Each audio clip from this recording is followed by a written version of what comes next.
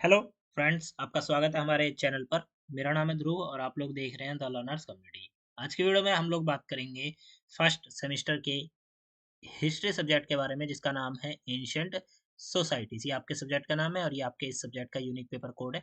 आज की वीडियो में हम इस सब्जेक्ट के एक और क्वेश्चन पेपर आप लोगों के लिए लेकर आए हैं। इस क्वेश्चन पेपर में आप लोगों को देखने को मिलेंगे मोस्ट इंपॉर्टेंट क्वेश्चंस, ताकि आप लोगों को आइडिया लगे कि अलग अलग क्वेश्चंस जो पूछे जाते हैं वो किस किस टाइप के होते हैं। ठीक है, हम ऑलरेडी एक क्वेश्चन पेपर करा चुके हैं, साथ के साथ आप लोगों को एक और वीडियो देखने को मिलेगी हमारे चैनल पर, जिस वीडियो में हम लोगों ने प्रीवियस 3 साल के जो क्वेश्चन पेपर हैं उनको एनालाइज करके सबसे ज़्यादा ज़रूरी क्वेश्चंस को निकाला है, जो कि आपके एग्जाम में आएँगे ही आएँगे। ठीक है? तो इस वीडियो को भी आप देखिए और उस वीडियो को भी जाके देखिएगा, तभी आप लोगों को एग्जाम से पहले अच्छी खासी प्रिपरेशन हो पाएगी। तो चलिए वीडियो को शुरू करते हैं। एंशिएंट सोसाइटी आपके सब्जेक्ट का नाम है। हम देखते हैं क्वेश्चन पेपर। तो क्वेश्चन पेपर में 3 घंटे का आपको टोटल टाइम दिया जाएगा। 90 नंबर का आपका क्वेश्चन पेपर रहेगा और आपको जो है 4 क्वेश्चन करने होंगे टोटल क्वेश्चन में से। ठीक है? जितने भी क्वेश्चन दिए गए हैं उसमें केवल 4 क्वेश्चन आपको करने होंगे और 4 क्वेश्चन आपको वही शुरू करने हैं। मेरे हिसाब से आपको वही क्वेश्चन चालू करने हैं लिखना, जिनका आंसर में आपको कम से कम 5 से 6 पॉइंट आते हैं या फिर आपको आंसर से रिलेटेड चीजें पता है। ठीक है, आप ऐसा नहीं है कि आपको ऊपर की 2-4 लाइनें पता है तो आपने सोचा लिखना चालू करेंगे और आप लोग अगर छोड़ते हैं तो आप लोगों को नंबर जो है कट जाएंगे।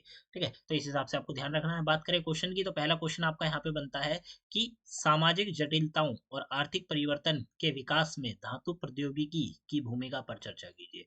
ठीक है, समाज में जो जटिलता है उसको लेकर और आर्थिक जो परिवर्तन है उसको लेकर, इन दोनों के परिवर्तन के विकास में जो धातु प्रौद्योगिकी या फिर हम कहें मेटल टेक्नोलॉजी की क्या रोल है, वो आपको यहाँ पे बताना है। रोल ऑफ मेटल टेक्नोलॉजी बताना है।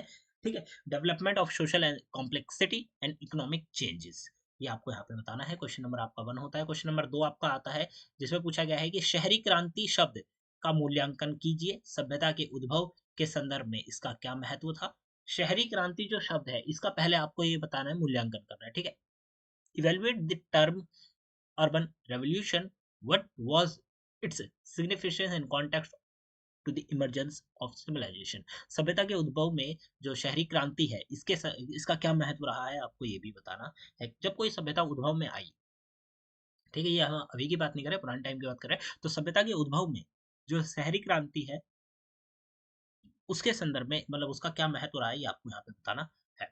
क्वेश्चन नंबर 3 आता है आपका कि कांस्य युगीन हड़प्पा अथवा चीन सभ्यता में शहरी नियोजन पर चर्चा कीजिए। ठीक है, कांस्य युग में जो हड़प्पा सभ्यता थी वो और जो चीन की सभ्यता थी वो, इन दोनों में से किसी एक को आपको लेना है। ठीक है, या फिर आप चाहे तो दोनों को भी बता सकते हैं, अथवा मतलब और लिखा है, और का मतलब है कि आपको केवल एक को ही चुनना है। ठीक है, तो हड़प्पा और चीन की जो सभ्यता है, अ, इसका जो नहर शहर नियोजन व्यवस्था थी वो आपको यहाँ पे बतानी है। शहरी नियोजन का मतलब ये है कि वहाँ पे शहर की व्यवस्था किस प्रकार की थी, जैसे कि वहाँ की रोडें किस प्रकार की थी, घरों की व्यवस्था किस प्रकार की थी, जल निकासी प्रणाली किस प्रकार की थी। अगर हम हड़प्पा सभ्यता की बात करें तो वहाँ की रोडें किस प्रकार की थी, 90 डिग्री पे एक दूसरे को काटती थी। ठीक है, जल को निकलने के लिए अच्छी व्यवस्था बना रखी थी, नालों की व्यवस्था थी, पक्की ईंटों की रोडें थी। ठीक है, मकान थे, मकानों में जो स्नानगार था जो होता है वो सबके लिए सेपरेट बनाया गया था। उसके साथ-साथ आप कह सकते हैं कि वहाँ पे घर के अंदर भी जल निकालने की जो व्यवस्था थी बहुत अच्छी थी। ठीक है? जो पूरा का पूरा शहर था वो 2 भागों में था, एक ऊँचले स्थान पर, एक निचले स्थान पर। तो ये सारी चीज़ें आप अपने आंसर में बता सकते हैं। तो ये को तीसरा क्वेश्चन हो जाता है। फिर चौथा क्वेश्चन आता है, यहाँ पे आपको 2 दिए गए हैं, हड़प्पा और चाइना की जो सभ्यता है वो, इनमें से किसी एक की ऊपर आपको सामाजिक, धार्मिक और सांस्कृतिक जो पहलू हैं वो सारे आपको यहाँ पे बताने हैं और उस पे निबंध लिखना है। तो ये हो जाता है। फिर क्वेश्चन नंबर आपका 5 आता है कि मेसोपोटामिया या मिस्र की सभ्यता की उत्पत्ति और विकास में पर्यावरणीय और अन्य कारकों का विश्लेषण कीजिए। ठीक है, मेसोपोटामिया या फिर आप मिस्र, किसी भी एक सभ्यता का उदाहरण लेना है, उसके उत्पत्ति और उसके विकास में पर्यावरण से जुड़े कौन कौन से कारण थे और अन्य कौन कौन से कारण थे जिनकी वजह से उसकी उत्पत्ति हुई, उसका विकास हुआ, वो आपको यहाँ पे बताना है।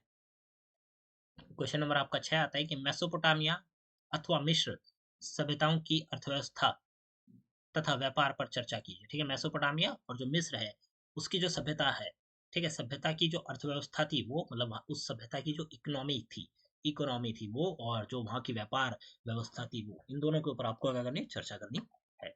ये हो जाता है क्वेश्चन नंबर 6। क्वेश्चन नंबर 7 आता है आपका, मिनओन अथवा माइसेन सभ्यता में कांस्य युगों के उद्भव के कारक का वर्णन कीजिए। ठीक है, मिनओन और जो माइसिन सभ्यता है इन दोनों में कांस्य युग के उदय के कारक कौन कौन से थे, ये आपको यहाँ पे बताने हैं।